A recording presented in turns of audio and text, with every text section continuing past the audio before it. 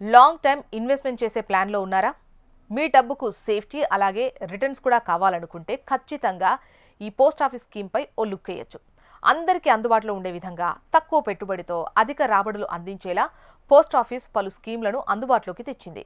అలాంటి పథకాల్లో ఒకటి post office recurring deposit scheme. ఈ ఆర్డీ స్కీమ్ కింద మీరు రోజుకు కేవలం 400 రూపాయలు ఆదా చేయడం ద్వారా 10 ఏళ్లలో 20 లక్షల రాబడి పొందొచ్చు. పోస్ట్ ఆఫీస్ సేవింగ్ పథకాలపై వడ్డీ రేట్లను ప్రతి 3 నెలలకోసారి కేంద్ర ప్రభుత్వం సవరిస్తోంది. ప్రస్తుతం 5 సంవత్సరాల పెట్టుబడికి 6.7% వడ్డీ రేటును అందిస్తోంది. ఈ ఆర్డీలో మీరు కేవలం 100 రూపాయలతో కూడా అకౌంట్ ఓపెన్ చేయొచ్చు. 10 సంవత్సరాల వయసున్న మైనర్లు కూడా వారి తల్లిదండ్రుల సాయంతో ఖాతాను తెరవచ్చు. ఇక వారు 18 సంవత్సరాలు నిండిన తర్వాత తమ కేవైసీని అప్డేట్ చేసుకోవచ్చు.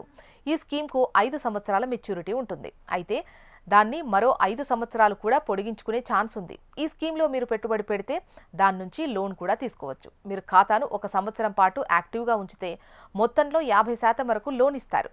ఈ లోన్కు 2% వడ్డీ వస్తుంది.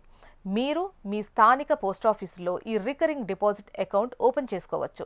ఈ ప్రభుత్వ పథకంలో క్రమం తప్పకుండా కేవలం 400 పెట్టుబడి పెడుతూ ఉంటే మీరు 20 లక్షల రాబడిని పొందొచ్చు. ఫర్ ఎగ్జాంపుల్, ఒక పెట్టుబడిదారుడు ప్రతిరోజు 400 ఆదా చేస్తే అంటే నెలకొచ్చేసి 12,000. ఈ మొత్తాన్ని పోస్టాఫీస్ ఆర్డీ స్కీమ్లో పెట్టుబడి పెడితే 5 సంవత్సరాల మెచ్యూరిటీ పూర్తయ్యేసరికి సుమారు 7,20,000 అవుతుంది.